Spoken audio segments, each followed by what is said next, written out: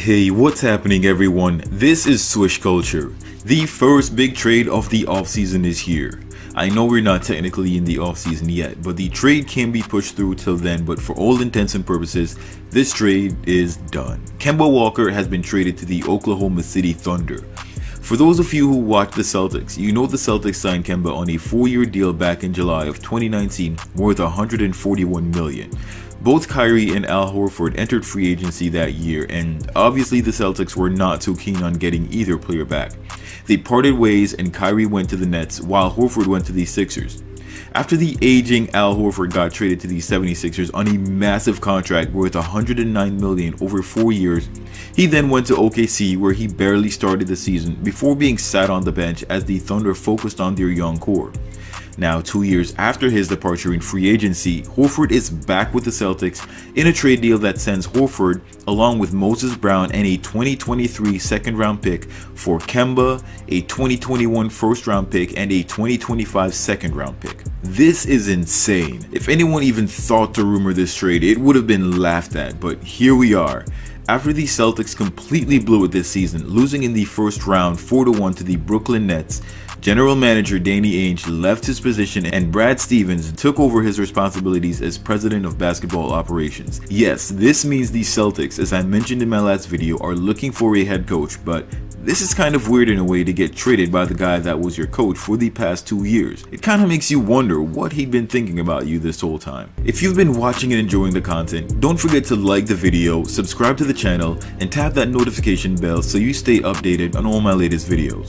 Today's video is a blockbuster trade, and while it's not too surprising that the Celtics are moving on from Kemba, the fact that they're getting Al Horford in return says a lot. What also says a lot is the fact that the Thunder actually traded for Kemba in a year when they have the opportunity to draft a generational talent in Cade Cunningham, who, as you all know, is a point guard. Until the lottery positions are known, they obviously can't bet on getting the first pick. However, both Kemba and Cade are shoot-first guards. This means the potential pairing between the two is a big overlap and doesn't seem to work well on paper. But let's first talk a bit about Boston. In case you didn't realize what's going on, this is a blow-up. Ainge had been excellent at selecting talented draft picks. We saw him get Jason Tatum and Jaylen Brown, two of the best players on any roster. Where things really went sideways was with the addition of Kyrie Irving. The franchise was in the spotlight, and not for the right reasons. There was a ton of drama with Kyrie, who signed with them in 2017 due to him having a desire to run his own team. The problem is that the team never seemed to function any better with Kyrie on the court, and at times the team appeared to perform even worse. While they were able to win against bad teams, they suffered terrible losses to good teams. As the losses piled up, this leaked over into the locker room and teammates just weren't getting along. Marcus Smart, one of the more vocal players, related to the media that they had to make a lot of changes. This locker room just became toxic. Fast forward another year and Gordon Hayward left in free agency, but not before Danny Ainge was able to sign and trade him to the Hornets. Anyone else seeing a pattern here? The Hornets front office was shamed for letting Kemba walk. However, I doubt Celtics fans felt he was the solution to their problems.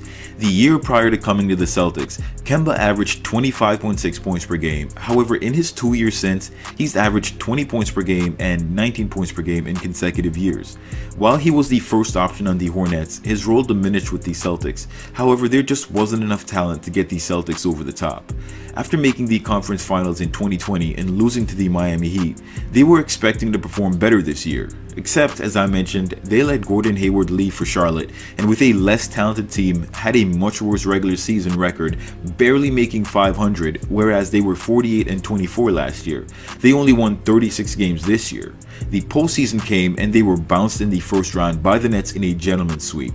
They've reacquired Al Horford and Moses Brown along with a second round pick and will be looking to rebuild around Tatum and Brown for the moment.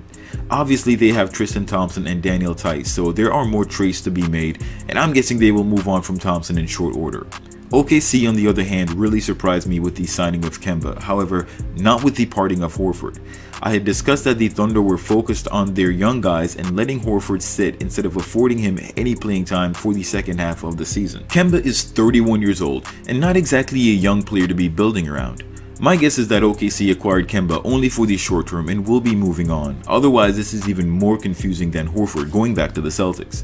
The Thunder had been rebuilding their roster through picks and acquiring assets, and there's no reason to believe that has stopped just yet. They have very good picks coming up in a loaded draft, and my gut feeling is that they are looking to maximize their assets to ensure they get a future franchise player. I could be wrong, and maybe they view Kemba as a piece for their franchise, but they need to build around him in a hurry, and that doesn't make sense from any perspective. They did experiment with Moses Brown by letting him get all the minutes that would have been afforded to Al, and likely were not impressed by his play. While it is possible for Brown to have a future with the Celtics off the bench, it'll be tough for him to find minutes on a team that hopes to contend and is looking for a veteran big to help the team win now and has a number of options, all with more experience than he does. However, the positive side for Brown is that the Boston Celtics just gave up their first round pick and will likely give him a chance to earn some minutes.